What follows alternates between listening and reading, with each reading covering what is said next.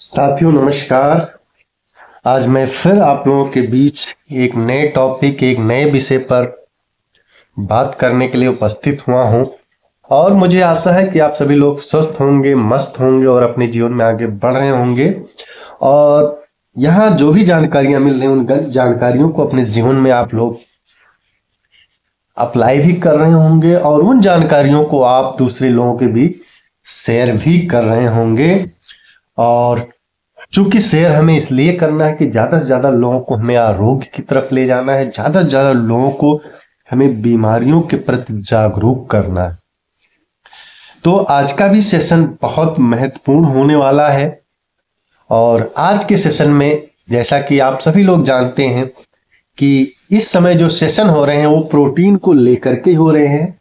तो आज भी जो सेशन होने वाला है वो प्रोटीन को लेकर के ही है और आज उस सेशन में हम लोग बात करेंगे कि प्रोटीन की आवश्यकता कैसे हम समझें कि प्रोटीन की क्या रिक्वायरमेंट है हमारी बॉडी की। तो किस बेसिस पे हम अपने बॉडी की प्रोटीन की जरूरतों को समझेंगे। तो आज के टॉपिक को थोड़ा सा ध्यानपूर्वक सुनिएगा और चलते हैं हम लोग अपने टॉपिक पे। तो सबसे पहले आप सभी लोगों का मैं हार्दिक स्वागत और अभिनंदन करता हूं इस प्रोग्राम में और हम लोग आगे चलते हैं इस प्रोग्राम के अगले पायदान पे। तो साथियों ये हम लोगों का टॉपिक है कि प्रोटीन की मात्रा आवश्यकता इस बात पर निर्भर करती है। तो ये कुछ जो है स्लाइड में आप लोगों को दिख रहा है। व्यक्तिगत शारीरिक विशेषताएं, जेंडर, आयु, शारीरिक गतिविधि, स्वास्थ्य स्थिति, प्रोटीन की गुणवत्ता, अमीनो एसिड संरचना, प्रोटीन पाचन शक्ति, पीडीकास स्कोर, इन सब बातों पे निर्भर करती है। तो आइए हम लोग चलते हैं। अब हम लोग बात करते हैं कि प्रोटीन की जरूरत यानी हमें प्रोटीन की क्या जरूरत है, कितनी मात्रा में हमें प्रोटीन लेना चाहिए। उसकी जरूरत कुछ फैक्टर पर निर्भर करते हैं, कुछ सिद्धांत पर निर्भर करते हैं। सबसे पहले आपके स्वयं के बेसिस पे, जो आप के व्यक्तिगत के बेसिस पर, यानी आपकी फिजियोलॉजी रिक्वायरमेंट क्या है, आपकी बॉडी की संरचना के हिसाब से आपकी बॉडी की मांग क्या है प्रोटीन की, आपकी बॉडी की जरूरत क्या है प्रोटीन की। यानी कुछ पॉइंट है जैसे कि आपका जेंडर, यानी ठीक है, आपका जेंडर यानी आपका जेंडर क्या है, आप महिला हैं, आप पुरुष हैं, जो है इस बात पे भी निर्भर करता है आपकी प्रोटीन की जरूरतों की। ठीक है, ज्यादातर आपने देखा होगा कि पुरुषों में प्रोटीन की जरूरत ज्यादा होती है क्योंकि पुरुषों का जो स्ट्रक्चर होता है, उसमें मसल्स ज्यादा होते हैं महिलाओं की अपेक्षा। अगर हम उम्र की बात करें तो आप देखेंगे कि उम्र के हिसाब से आपकी प्रोटीन की जरूरत बदलती रहती है। यानी कोई बच्चा है तो उसकी प्रोटीन की जरूरत अलग है, कोई जो है बढ़ता बच्चा है तो उसके प्रोटीन की जरूरत अलग है, कोई यंग है तो उसके प्रोटीन की जरूरत अलग है। ठीक है, जब हम बच्चे हैं, जब हम बड़े हो रहे हैं तो प्रोटीन की जरूरत अलग है और जब आप वयस्क हो जाते हैं तब प्रोटीन की जरूरत आपकी शरीर की अलग हो जाती है। तो उस फेस में तो उन सारे फेस में आपको अपने मसल्स के मेंटेनेंस के लिए प्रोटीन की जरूरत है। यानी जो हर फेस है उन हर फेस के लिए जो है आपके बॉडी के जो मसल्स हैं उनको मेंटेन करने के लिए, उनके रख रखाव के लिए, उनको अच्छा रखने के लिए प्रोटीन की जरूरत होती। और जब आप ओल्ड एज में जाते हैं यानी बुढ़ापे की एज में जाते हैं तो जहां पर आपका मसल्स धीरे धीरे कम होने लगता है, धीरे धीरे जो है मसल्स लॉस होने लगता है, तो आप देखेंगे कि आपकी हर उम्र में प्रोटीन की जरूरत अलग अलग होगी, लेकिन प्रोटीन की जरूरत आपको हमेशा निश्चित ही रहेगी। यानी उम्र के अलग अलग पड़ाव पे प्रोटीन की अलग अलग जरूरत हो सकती है, लेकिन आपको हर उम्र में, हर उम्र के पड़ाव पे आपको प्रोटीन की जरूरत निश्चित ही रहेगी, प्रोटीन की जरूरत निश्चित ही रहेगी। इसके अलावा जो तीसरा पॉइंट है वो है फिजिकल एक्टिविटी, यानी हमारी फिजिकल एक्टिविटी क्या है, यानी फिजिकल एक्टिविटी का स्टेटस क्या है। आप जो है स्ट्रेंथ ट्रेनिंग कर रहे हैं, ठीक है, आप स्ट्रेंथ ट्रेनिंग कर रहे हैं, उसकी फ्रीक्वेंसी क्या है, आप रेजिस्टेंस ट्रेनिंग कर रहे हैं और आपकी इंटेंसिटी क्या है। तो यह ज्यादा हो सकती है और आपका हेल्थ स्टेटस, आपकी हेल्दी इंडिविजुअल है या नहीं है।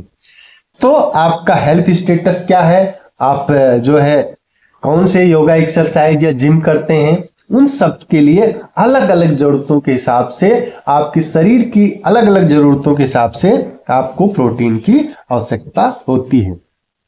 आपका व्यक्तिगत स्वास्थ्य कैसा है, ठीक है, या कोई क्रोनिक डिजीज है, कोई क्रोनिक डिजीज है या कोई क्रिटिकल डिजीज है,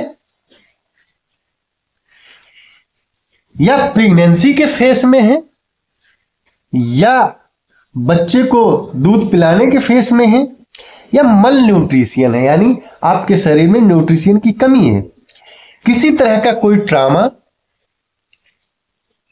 हुआ है या कोई सर्जरी हुई है।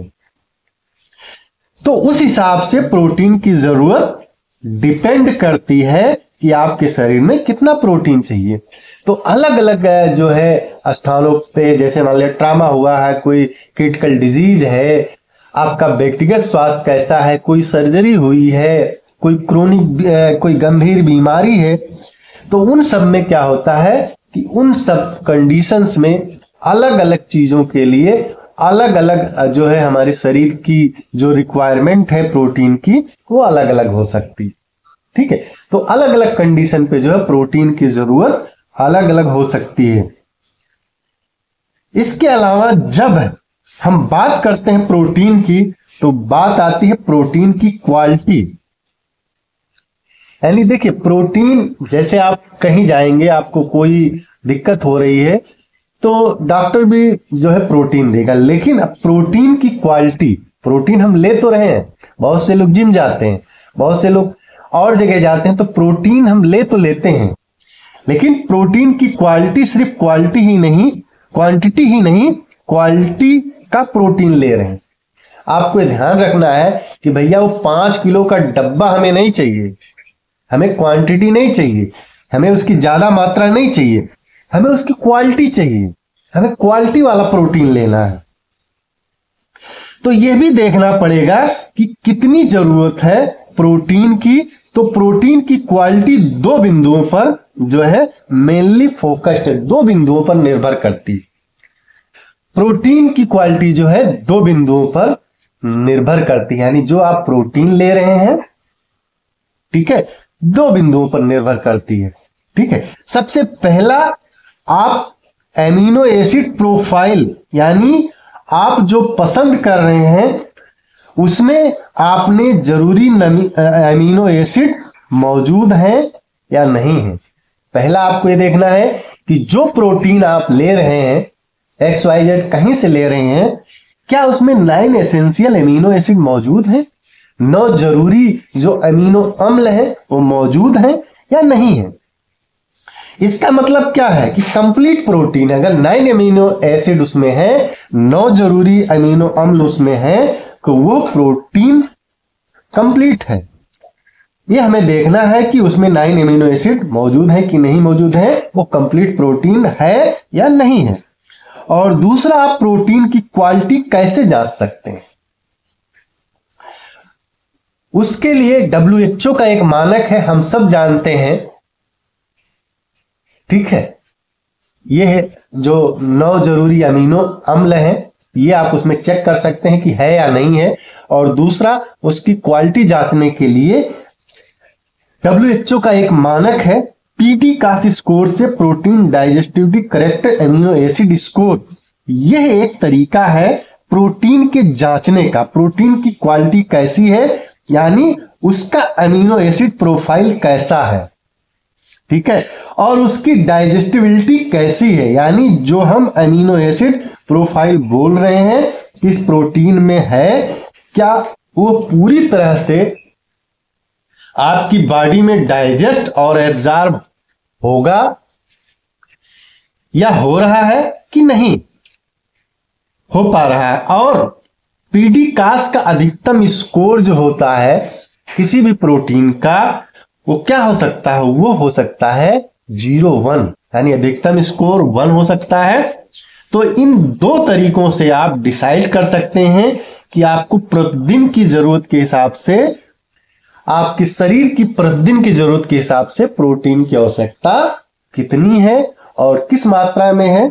तो हम प्रोटीन की मात्रा की जानकारी हम लोग अगले वीडियोज में लेंगे, और मुझे आशा है कि इसमें दी हुई जानकारी आप लोगों को अच्छी लगी होंगी, इंफॉर्मेटिव लगी होंगी। और अगर आपको ये जानकारी अच्छी लगी है तो इस जानकारी को आपको ज्यादा से ज्यादा लोगों के बीच शेयर करना है। जो है आप वीडियो को सब्सक्राइब भी कर सकते हैं, और शेयर हमें इस नाते करना है कि ज्यादा से ज्यादा लोगों को हमें जागरूक करना है बीमारियों के प्रति, प्रोटीन के प्रति। क्योंकि प्रोटीन है तो जीवन है, प्रोटीन अगर नहीं है तो जीवन नहीं है, जीवन की कल्पना भी नहीं की जा सकती है। तो आज के लिए इतना ही, बहुत बहुत धन्यवाद। फिर मिलेंगे एक नए वीडियो में, एक नए टॉपिक पे, एक नए विषय पे। तब तक आप सभी लोगों का बहुत बहुत धन्यवाद।